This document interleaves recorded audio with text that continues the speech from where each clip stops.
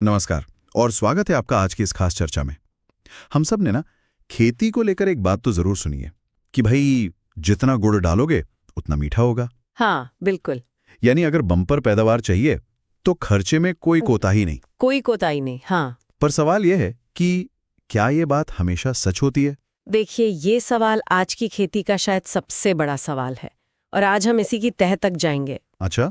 हमारे हाथ लगे हैं एमजे कृषि कहानी यूट्यूब चैनल के कुछ कह सकते हैं कि कुछ विचार जो इसी धारणा पर एक जोरदार सवालिया निशान लगाते हैं। एमजे कृषि कहानी, मैंने भी सुना इनके बारे में। जी, उनका मिशन बहुत साफ है, किसानों को एक बहुत बड़े भ्रम से बाहर निकालना। बिल्कुल।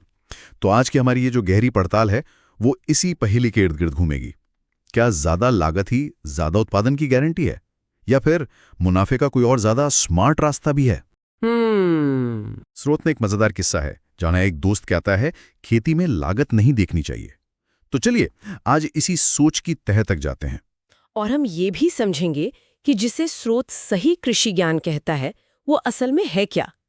क्या वो कोई गुप्त मंत्र है या विज्ञान पर आधारित एक तरीका है जो कम खर्च में ज्यादा पैदावार का दरवाजा खोल सकता है। बहुत दिलचस्प। चलिए इस विषय की परतों को खोलते हैं। बिल्कुल। तो सबसे पहले उस जड़ पर वार करते हैं जहां से ये सोच पैदा होती है।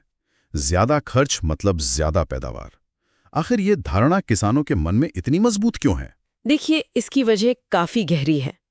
पहला और सबसे बड़ा कारण तो है बाजार का दबाव। बाजार का दबाव मतलब जब किसान दुकान पर जाता है तो उसे 10 नई तरह की दवाइयां और खादें दिखाई जाती हैं।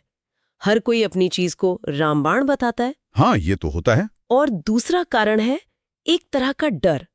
किसान को लगता है कि अगर मैंने कुछ कम डाल दिया और फसल खराब हो गई तो पूरा साल और सारी मेहनत बर्बाद हो जाएगी। अच्छा, तो ज्यादा खर्च एक तरह की मानसिक सुरक्षा कैसा लगता है? बिल्कुल, एक इंश्योरेंस की तरह। मतलब एक होड़ सी लग गई है। अगर पड़ोसी ने अपने खेत में 10 तरह की चीजें डाली हैं तो एक इज्जत का सवाल बन जाता है कि हम 12 डालेंगे। सही बात है। तभी हमारी फसल बेहतर होगी। लेकिन इस होड़ में ये कोई नहीं सोचता कि खेत को असल में चाहिए क्या। आपने बिल्कुल सही नस पकड़ी है। ये ज्ञान पर आधारित खेती नहीं बल्कि देखा देखी और अंदाजे पर आधारित खेती बन जाती है। और मैच कृषि कहानी चैनल इसी मानसिकता को चुनौती देता है। उनका तर्क है कि खेती कोई हवन नहीं है जिसमें आप बस सामग्री झोंकते जाएं। सही कहा। ये एक बिजनेस है और बिजनेस का पहला नियम है लागत को काबू में रखो ताकि मुनाफा बढ़ सके। बिल्कुल। ये सोच के बस पैसा फेंकने से फसल सोना उगलने लगेगी, यही तो सबसे बड़ी गलतफहमी है। अच्छा, इस चैनल का एक दावा तो बहुत बड़ा है। वो कहते हैं मैं पिछले 2 सालों से कम लागत में पहले से अधिक पैदावार ले रहा हूँ।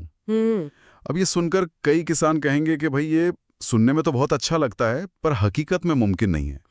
तो वो कौन सी 1 या 2 मुख्य चीजें थीं जिन्हें बदलकर ये नतीजा मिला? और वो एक ही चीज है जिसे चैनल बार बार दोहराता है, वो है सही जानकारी। सही जानकारी। हाँ, यही वो अलग चीज है, यही किसान का असली हथियार है। यहाँ बात कंजूसी करने की नहीं है। अच्छा। बल्कि स्मार्ट तरीके से खर्च करने की है। यह जानना कि पैसा कहाँ लगाना है, कब लगाना है और सबसे जरूरी क्यों लगाना है। कहाँ, कब और क्यों? जी, उनका अनुभव यही बताता है कि जब उन्होंने अंदाजे पर चीजें डालनी बंद की और जरूरत के हिसाब से डालनी शुरू की तो लागत घटी और पैदावार बढ़ी। लेकिन एक और बात जो कही गई है कि दुकानदार की दुकान का हर कचरा अपने खेत में डाल देना सही नहीं है। ये सुनने में थोड़ा कठोर लगता है। दुकानदार तो मदद ही करना चाहता है ना? नहीं, देखिए यहाँ इरादे का सवाल नहीं है, यहाँ बिजनेस मॉडल का सवाल है। अच्छा। दुकानदार का लक्ष्य अपना सामान बेचना है और किसान का लक्ष्य अपनी फसल की जरूरत पूरी करना है। कभी कभी ये दोनों लक्ष्य एक होते हैं पर हमेशा नहीं। चैनल का इशारा इसी तरफ है कि बिना सोचे समझे हर सलाह मान लेना अपनी जेब और अपनी जमीन दोनों के लिए खतरनाक हो सकता है। एक मिनट, ये बात समझ नहीं आई। हम खेत में कुछ डाल रहे हैं, पैसा खर्च कर रहे हैं ताकि पैदावार बढ़े, और आप कह रही हैं कि उससे पैदावार कम भी हो सकती है। हाँ बिल्कुल। ये तो उल्टा हिसाब है। हाँ? ये कैसे काम करता है? इसे एक आसान उदाहरण से समझते हैं। बताइए। मान लीजिए डॉक्टर आपको कहता है कि आप में आयरन की कमी है, तो आप आयरन की गोली लेते हैं। लेकिन अगर आप में आयरन की कमी है ही नहीं और आप फिर भी रोज आयरन की गोलियां खाते रहें तो क्या होगा? तो शरीर में आयरन ज्यादा हो जाएगा। नुकसान होगा, बिल्कुल। वो दूसरे पोषक तत्वों जैसे जिंक के अवशोषण को रोक देगा। अब बीमार पड़ जाएंगे। अच्छा। खेत की मिट्टी भी हमारे शरीर जैसी ही है।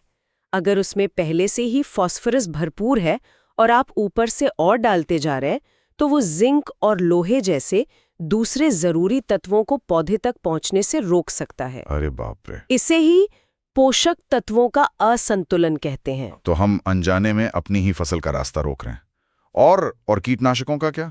वो तो कीटों को मारते हैं, उनसे तो फायदा ही होना चाहिए। यहाँ भी वही बात लागू होती है। जब हम बिना जरूरत के अंधाधुंध कीटनाशक या फफूंदी नाशक डालते हैं, तो हम दुश्मन कीटों के साथ साथ मिट्टी के दोस्त कीड़ों को भी मार देते हैं। दोस्त कीड़े जैसे केंचुए, जो मिट्टी को भुरभुरा बनाकर जड़ों तक हवा और पानी पहुंचाते हैं, या फिर राइजोबियम बैक्टीरिया, जो दाल वाली फसलों की जड़ों में मुफ्त की नाइट्रोजन फैक्ट्री चलाते हैं। अच्छा, हाँ। जब आप केमिकल से इन मुफ्त के मजदूरों को खत्म कर देते हैं, तो फिर उसी काम के लिए आपको अलग से महंगी खाद खरीदनी पड़ती है। तो लंबे समय में ये एक घाटे का सौदा है। सही बात है। ठीक है, तो ये साफ हो गया कि अंधाधुंध खर्च करना एक समस्या है। तो अब आते हैं समाधान पर। MSGO जो कृषि कहानी चैनल सही रास्ता क्या बताता है? स्रोत में तकनीकी खेती शब्द का इस्तेमाल हुआ है। इसका असल में मतलब क्या है? क्या इसका मतलब है कि हमें महंगे ट्रैक्टर और मशीनें खरीदनी होंगी? नहीं, बिल्कुल नहीं। तकनीकी खेती का मतलब बड़ी बड़ी मशीनें नहीं, बल्कि विज्ञान और डेटा का इस्तेमाल करना है। विज्ञान और डेटा? जी, इसका मतलब है हर फैसला अंदाजे से हटाकर सबूत पर आधारित करना। और इसका पहला और सबसे जरूरी कदम है अपनी मिट्टी को जानना। मिट्टी को जानना? हाँ, जैसे एक डॉक्टर मरीज को जानने के लिए खून की जांच करता है, मिट्टी की जांच आपको एक रिपोर्ट कार्ड देती है कि आपकी जमीन में किस चीज की कमी है और क्या पहले से मौजूद है। तो ये एक तरह का मतलब एक रोड मैप बन गया, आपको पता है कि पैसा लगाना कहाँ है। बिल्कुल। लेकिन तकनीकी खेती सिर्फ मिट्टी की जांच तक सीमित नहीं है। अच्छा, और क्या है इसमें? इसका मतलब है मौसम का पूर्वानुमान देखकर सिंचाई का समय तय करना, ताकि पानी बर्बाद ना हो। इसका मतलब है ड्रिप इरिगेशन जैसी तकनीक अपनाना, जो सीधा जड़ों तक पानी पहुंचाती है। यहाँ तक कि ड्रोन से फसल की सेहत पर नजर रखना भी तकनीकी खेती का हिस्सा है। मूल विचार ये है, टेक्नोलॉजी को अपना सहायक बनाइए, मालिक नहीं। इसमें एक और बात जोड़ी गई है, तकनीकी और जमीनी ज्ञान का संतुलन। ये बहुत दिलचस्प है। हाँ, मतलब सिर्फ गूगल या किताबों पर भरोसा नहीं करना है। हाँ, और ये सबसे महत्वपूर्ण सलाह है। सिर्फ किताबी ज्ञान अधूरा है, क्योंकि हर खेत की कहानी अलग होती है। सही बात। आपके खेत की ढलान किधर है, किस कोने में पानी रुकता है, कहाँ धूप ज्यादा आती है, ये बातें कोई किताब नहीं बता सकती। ये आपका जमीनी अनुभव बताता है। तो अपनाना होगा। बिल्कुल। सफल किसान वो है जो इन दोनों को मिलाता है। वो इंटरनेट से नई तकनीक के बारे में सीखता है और फिर उसे अपने जमीनी अनुभव की कसौटी पर परख कर अपने खेत के लिए अपनाता है। ये सब सुनने में बहुत अच्छा लगता है, लेकिन मुझे एक सवाल पूछना है। पूछिए। ये सारी बातें लागत कम करने पर जोर देती हैं, पर क्या हमेशा कम लागत ही बेहतर होती है? कुछ आधुनिक तकनीकें हैं जैसे पॉली हाउस या हाइड्रोपोनिक्स, इनमें तो शुरुआत में बहुत ज्यादा लागत लगती है। क्या चैनल हर तरह की ज्यादा लागत के खिलाफ है? ये एक बहुत ही जरूरी सवाल है, और यहाँ हमें दो शब्दों के बीच का फर्क समझना होगा। कौन से दो शब्द? अंधाधुंध खर्च और सोचा समझा निवेश। अंधाधुंध खर्च और सोचा समझा निवेश। जी, चैनल अंधाधुंध खर्च के खिलाफ है, निवेश के नहीं। जब आप बिना जाने समझे हर साल गैर जरूरी खाद और दवाइयां खरीदते हैं, तो वो एक खर्च है जो डूब जाता है। लेकिन जब आप ड्रिप इरिगेशन सिस्टम लगाते हैं, तो वो एक निवेश है। हाँ, उसमें एक बार ज्यादा पैसा लगता है, लेकिन वो आने वाले कई सालों तक आपका पानी, बिजली और मजदूरी का पैसा बचाता है और पैदावार भी बढ़ाता है। तो वो लागत लंबे समय में आपको कई गुना मुनाफा कमा कर देती है। अच्छा, तो मुद्दा कम या ज्यादा का नहीं, बल्कि समझदार बनाम गैर समझदार लागत का है। बिल्कुल। एक निवेश है जो संपत्ति बनाता है, दूसरा सिर्फ एक खर्च है। बिल्कुल, ये बहुत बड़ा फर्क है। बिल्कुल। समझदार किसान खर्च नहीं करता, निवेश करता है, चाहे वो अच्छी क्वालिटी के बीज में हो, मिट्टी की जांच में हो या पानी बचाने वाली तकनीक में हो। ठीक है, तो हमने समस्या को समझा, समाधान के तरीकों पर बात की, लेकिन इस सब के केंद्र में एक और चीज है जिस पर एमजे कृषि कहानी चैनल बहुत जोर देता है। सीखने की प्रक्रिया और समुदाय। स्रोत कहता है सवाल पूछने में ना शर्माएं। हाँ, क्योंकि खेती भले ही एक अकेला काम लगे, लेकिन ये अकेले हो नहीं सकती। ये एक समुदाय का काम है। कैसे? जब आप दूसरे प्रगतिशील किसानों से बात करते हैं तो आप उनकी गलतियों से सीखते हैं। आपको पता चलता है कि उन्होंने कौन सा नया बीज इस्तेमाल किया और उसका क्या नतीजा रहा। सही बात है, अनुभव से सीखना। और आपको उनकी सफलताओं से प्रेरणा मिलती है। और विशेषज्ञों से चर्चा करना, वो भी उतना ही जरूरी है। किसान के पास जमीनी अनुभव है, कृषि वैज्ञानिक के पास वैज्ञानिक ज्ञान। जब ये दोनों मिलते हैं तब सबसे अच्छे समाधान निकलते हैं।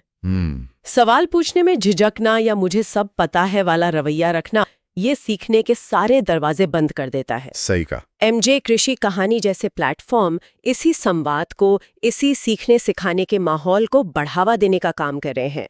वो एक तरह की डिजिटल चौपाल बना रहे हैं। डिजिटल चौपाल, वाह। जहां किसान अपनी बात रख सकता है और विशेषज्ञों से जवाब पा सकता है। तो एक तरह से सबसे बड़ा निवेश पैसे का नहीं बल्कि समय और सीखने की इच्छा का है। बिल्कुल। अपनी जानकारी को लगातार अपडेट करते रहना ही कम लागत में ज्यादा मुनाफे की असली कुंजी है। आपने पूरी चर्चा का निचोड़ एक लाइन में कह दिया। किसान का असली हथियार पैसा या महंगी मशीनें नहीं, बल्कि सही और ताज़ा जानकारी है। जब जानकारी सही होगी तो लागत अपने आप काबू में आ जाएगी, जमीन की सेहत सुधरेगी और उत्पादन बढ़ेगा। तो आज की इस गहरी पड़ताल का सार यही है कि खेती में सफलता का रास्ता पैसों के ढेर से नहीं बल्कि जानकारी और सूझबूझ की पगडंडी से होकर गुजरता है। हमने आज कुछ मुख्य बातें समझी। पहली, ज्यादा लागत मतलब ज्यादा पैदावार एक बहुत बड़ा और महंगा भ्रम है। सबसे बड़ा भ्रम। दूसरा, अपनी मिट्टी और फसल की जरूरत को समझना ही हर स्मार्ट फैसले की बुनियाद है।